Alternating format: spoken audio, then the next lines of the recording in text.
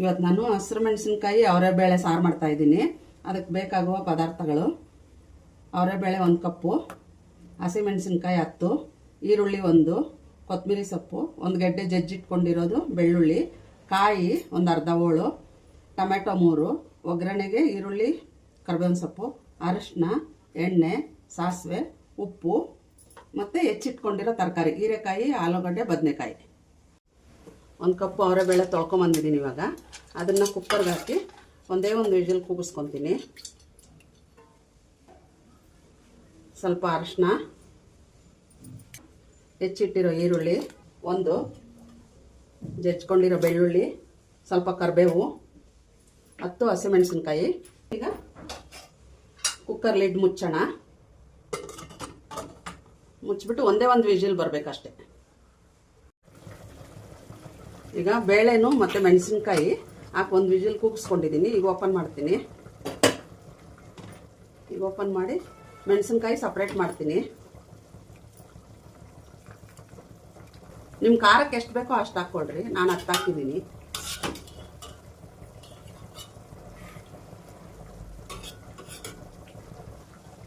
ಈಗ ತರಕಾರಿ ಬೇಯಕ್ಕಿಟ್ಟಿದ್ದೆ, ಅದು ಈ ಕಡೆ ಇಡ್ತೀನಿ. ಇವಾಗ ಈ ಬೆಂದಿರೋ ಬೇಳೆ ಎಲ್ಲ ಇದರ ಜೊತೆ ಹಾಕ್ತೀನಿ.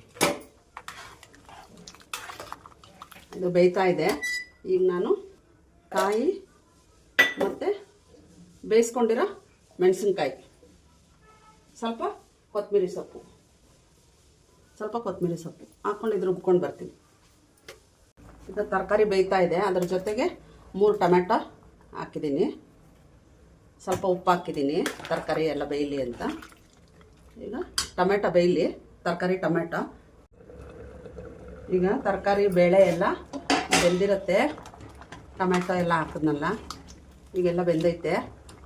ಈಗ ಕಾಯಿ ಮತ್ತು ಹಸಿಮೆಣಸಿನ್ಕಾಯಿ ರುಬ್ಕೊಂಬಂದಿದ್ನಲ್ಲ, ಅದು ಹಾಕೋಣ.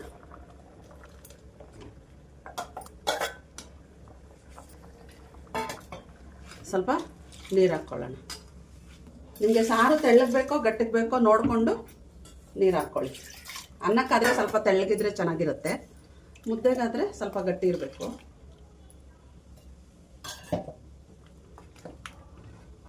ಈಗ ಸಾರು ಆಗಿದೆ. ಈಗ ಕುದಿಸ್ಕೊಳ್ಳೋಣ.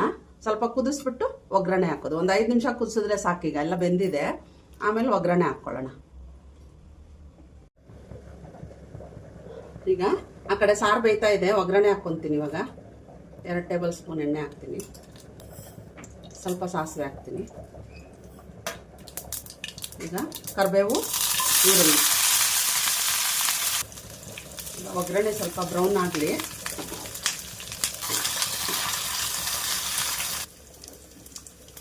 ಈಗ ಒಗ್ಗರಣೆ ಆಗಿದೆ.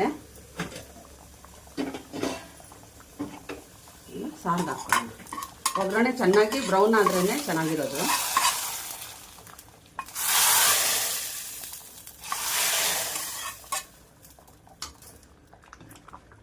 ಲಾಸ್ಟಲ್ಲಿ ಸ್ವಲ್ಪ ಕೊತ್ತಂಬರಿ ಸೊಪ್ಪು. ಸಾರು ರೆಡಿಯಾಗಿದೆ. ಎಲ್ಲ ತರಕಾರಿನೂ ಬೆಂದಿದೆ. ಈಗ ಸರ್ವ್ ಮಾಡ್ಕೊಳ್ಳೋಣ.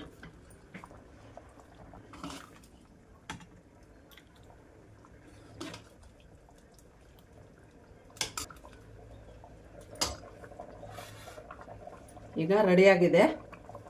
ಇದು ಅನ್ನದ ಜೊತೆಗೆ ಮುದ್ದೆ ಜೊತೆಗೆ ಚೆನ್ನಾಗಿರುತ್ತೆ. ನೀವು ಎಲ್ಲ ಮಾಡ್ಕೊಂಡು ಟೇಸ್ಟ್ ಮಾಡಿ, ಸಬ್ಸ್ಕ್ರೈಬ್ ಮಾಡಿ.